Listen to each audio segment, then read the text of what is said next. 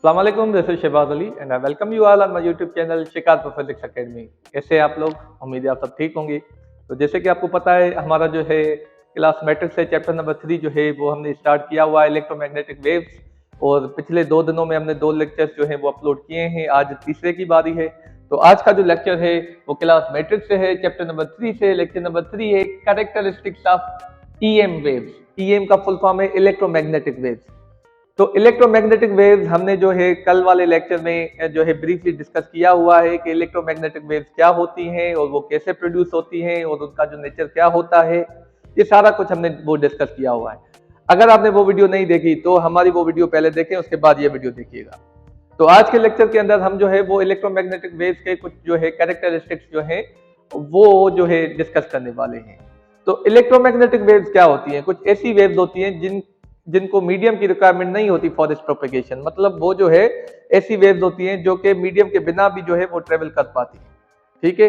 Further जो भी characteristics हैं आज के लेक्चर के अंदर हम जो है पढ़ेंगे। यहाँ पे मैंने 6 कैरेक्टरिस्टिक्स लिखे हुए हैं, उनको डिटेल में स्टडी करेंगे।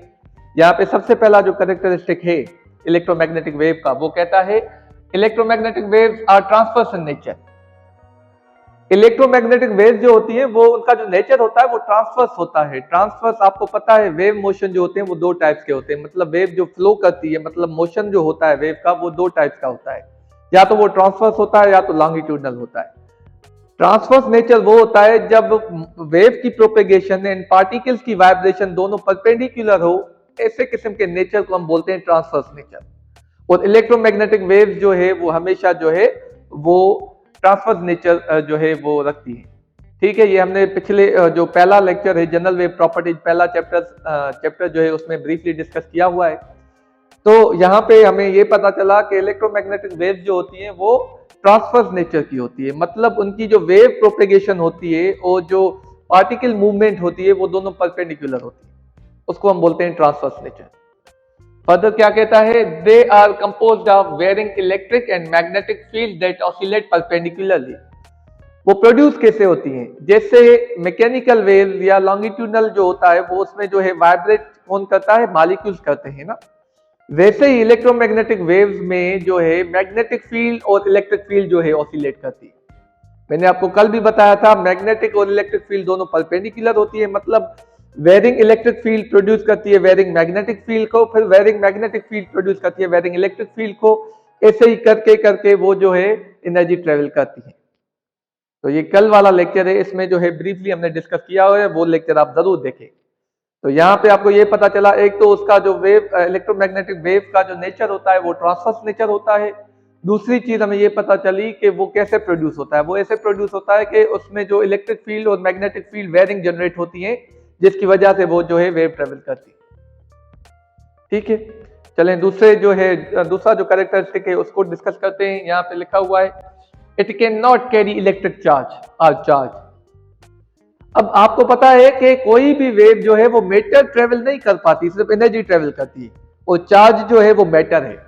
तो इलेक्ट्रोमैग्नेटिक वेव कैसी भी वेव हो, वो कभी भी इलेक्ट्रिक चार्ज कैरी नहीं करती। वो हमेशा इलेक्ट्रिक फील्ड और मैग्नेटिक फील्ड की वजह से वो कैरी करती है अपने आप को या प्रोपेगेट करती है। तो आप याद रखिएगा, कोई भी वेव हो, वेव का मतलब ये energy carrier, it can never carry matter. तो चार्ज जो है वो मैटर है। तो ये इलेक्ट्रोमैग्नेटिक वेव कभी भी चार्ज जो है वो ट्रेवल नहीं कर पाती, मतलब वो कैरी नहीं कर पाती। ठीक है। चलें तीसरे जो है कैरेक्टरिस्टिक्स पे जाते हैं। यहाँ पे लिखा हुआ है it can travel through space travelling at the speed of 3 × 10⁸ metre per second. अब ये जो वेव है ये स्पेस में भी ट्रेवल कर पाती है। स्पेस का मतलब है हैविंग नो मीडियम, जहां पे मीडियम ना हो फिर भी ट्रेवल कर पाती है। जैसे कल मैंने आपको बताया था, ये जो आपकी जो सनलाइट आ रही है, सन से जो अर्थ पर लाइट आ रही है, वो क्या है? वो इलेक्ट्रोमैग्नेटिक वेव है। बीच में खला है, कुछ भी नहीं है, स्पेस है, फिर भी वो ट्रेवल कर पाती है। बहुत सारी वेव्स हैं, जैसे एक्स रेज है, गामा रेज है, आपके जो है अल्ट्रावायलेट रेज हैं, जो है इंफ्रारेड है, ये सारी इलेक्ट्रोमैग्नेटिक वेव्स हैं। ये सारी इलेक्ट्रोमैग्नेटिक वेव्स जो है वो स्पेस में भी ट्रेवल कर पाती हैं, भले मीडियम हो या ना हो। और स्पेस में या हवा में इसकी स्पीड जो होती है वो सेम रहती है। वो कितनी होती है? 3 × 10⁸ मीटर पर सेकेंड, यहाँ पे लिखा हुआ है। ठीक है। तो जो भी इलेक्ट्रोमैग्नेटिक वेव्स हैं उनकी जो स्पेस में या हवा में, मतलब जो मीडियम हो या ना हो, मतलब हवा हो या कोई एक हैविंग नो मीडियम स्पेस हो, उसमें जब वो ट्रेवल करती हैं तो उनकी स्पीड सेम रहती है, 3 × 10⁸ metre per second 3 lakh kilometre पर सेकेंड। मतलब वो पर सेकेंड 3 लाख किलोमीटर जो है वो ट्रेवल या प्रोपेगेट कर सकती है। ठीक है, उसके बाद चौथी पॉइंट पे आते हैं। It will travel through transparent medium, however they will slow down when traveling through a denser medium like water or glass। वो जो है वो ट्रांसपेरेंट मीडियम में सेम ट्रेवल करती है। मतलब ट्रांसपेरेंट मीडियम कौन सा, जिसके आर पार हम देख सकें, जैसे हवा है, ठीक है, तो उसके उस मीडियम के थ्रू हम आर पार देख सकते हैं, तो उसमें जो स्पीड है वो सेम रहती है इलेक्ट्रोमैग्नेटिक वेव्स की। हाउएवर क्या कहता है, जब वो किसी डेंसर मीडियम में आती है, मतलब हवा आ गई, हवा में से लाइट आ गई गिलास में या वाटर में। अब वाटर में से जब हवा में से वाटर में आएगी या फिर किसी गिलास में आएगी, तो उसकी जो स्पीड होगी वो चेंज हो जाएगी। वो कैसे चेंज होगी, वो स्लो डाउन हो जाएगी। तो जैसे ही किसी रेयरर मीडियम में से डेंसर मीडियम में लाइट आती है या इलेक्ट्रोमैग्नेटिक वेव्स आती हैं, तो उसकी जो स्पीड होती है वो कम हो जाती है। अब वो उस मीटर पे डिपेंड करता है, उस मीडियम पे डिपेंड करता है कि कौन सा मीडियम है, उसके बाद हम डिसाइड कर पाएंगे कि इसकी स्पीड कितनी कम होती है। ठीक है, जैसे अगर 3 × 10⁸ मीटर पर सेकेंड हवा में से आ रही है उसकी स्पीड, और वो गिलास में जा रही है, तो उसकी स्पीड बन जाती है 2 × 10⁸ मीटर पर सेकेंड। ठीक है, तो वो कम हो जाती है, इतनी कम हो जाती है। अगर वो वाटर में आ रही है तो कितनी कम होती है, वो बन जाती है 2.3 × 10⁸ मीटर पर सेकेंड। तो जैसे ही हवा में से या रेयर मीडियम में से डेंसर मीडियम में लाइट या इलेक्ट्रोमैग्नेटिक वेव इंटर करेगी, तो उसकी स्पीड जो होती है वो कम हो जाती है, स्लो डाउन हो जाती है। ठीक है, ड्यू टू डेंसिटी, मतलब किसी मीडियम की डेंसिटी ज्यादा होगी तो उसकी स्पीड जो होती है वो कम हो जाती है। सेकंड लास्ट पॉइंट को डिस्कस करते हैं, point number 5। It obeys the laws of reflection, refraction and diffraction. Reflection और डायफ्रैक्शन होता क्या है? रिफ्लेक्शन होता है the bouncing back of light. मतलब जब लाइट एक मीडियम से दूसरे मीडियम में जाती है तो उसके सरफेस से स्ट्राइक करके वापस उसी मीडियम में आती है, इसको बोलते हैं रिफ्लेक्शन। रिफ्रैक्शन क्या होती है? The bending of light when light enters from one medium to another medium. जब एक मीडियम में से लाइट दूसरे मीडियम में जाती है तो वो बेंड हो जाती है, इसको बोलते हैं रिफ्रैक्शन। डायफ्रैक्शन क्या होती है? The spreading of a light through the edges of any obstacle. जब किसी ऑब्स्टेकल के थ्रू या एजेस में से वो लाइट पास होती है तो वो पीछे एक शेडो बना देती है, इस प्रॉपर्टी को हम नाम देते हैं डायफ्रैक्शन। अब इनके जितने भी लॉज हैं, ठीक है, जैसे रिफ्लेक्शन, रिफ्रैक्शन के क्या लॉज है? रिफ्लेक्शन के लॉज ये है कि incident ray, refracted ray, reflected ray and the normal ray all lie on the same plane and the angle of incidence is always equals to angle of reflection। तो ये जो laws होते हैं वो फॉलो करती है। जैसे ये रिफ्लेक्शन के लॉ है, ये एक लॉ तो सेम, ये the incident ray, refracted ray and normal ray all lie on the same plane, और यहाँ पे sine i upon sine r is equal to n, मतलब जिसे हम स्नेल्स लॉ भी बोलते हैं। तो जो भी लॉज होते हैं रिफ्लेक्शन, रिफ्रैक्शन, डायफ्रैक्शन के, वो सारे जो लाइट है मतलब इलेक्ट्रोमैग्नेटिक वेव्स जो हैं वो फॉलो करती है, मतलब उनको सेटिस्फाई करती है। लास्ट पॉइंट पे आते हैं, लास्ट जो हमारी पॉइंट है ये वाली, इस पे आते हैं। It's frequencies depend only on the source that produces the wave.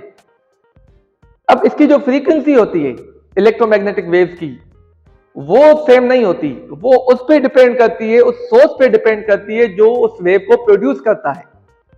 मिसाल के तौर पे अब मेरे जो साउंड की फ्रीक्वेंसी है वो किस पे डिपेंड करती है? वो मेरे वोकल कॉर्ड पे डिपेंड करती है, मतलब जैसे वो वाइब्रेट करेगा वैसी जो है फ्रीक्वेंसी जनरेट होगी।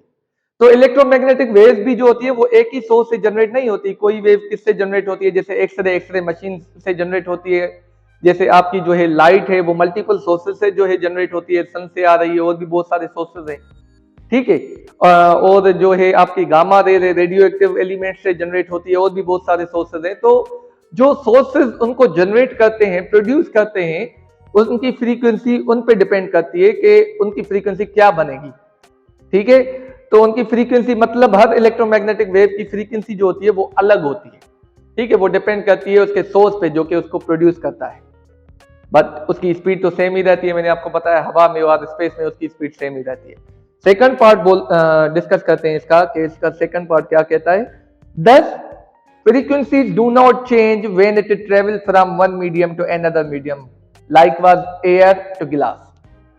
अब आपको पता है कि स्पीड जो है वो चेंज होती है, जैसे ही एक मीडियम में से दूसरे मीडियम में जब लाइट जाती है या इलेक्ट्रोमैग्नेटिक वेव जाती है तो उसकी स्पीड जो होती है वो चेंज हो जाती है, कम हो जाती है, पर फ्रीक्वेंसी हमेशा सेम ही रहती है। भले एक मीडियम से दूसरे मीडियम में जाए या दूसरे में तीसरे में जाए, उसकी फ्रीक्वेंसी पे कोई भी फर्क नहीं पड़ेगा, उसकी फ्रीक्वेंसी सेम ही रहेगी, जो फ्रीक्वेंसी होगी वही रहेगी। जैसे कि आप टेबल में देख सकते हैं कि ये सारी इलेक्ट्रोमैग्नेटिक वेव की जो फ्रीक्वेंसीज है वो इतनी ही रहेंगी जितनी है यहाँ पे, ठीक है। फ्रीक्वेंसी और वेवलेंथ का ऑपोजिट जो होता है वो आपस में कनेक्शन होता है। फ्रीक्वेंसी जितनी ज्यादा होती है वेवलेंथ उतनी कम होती है।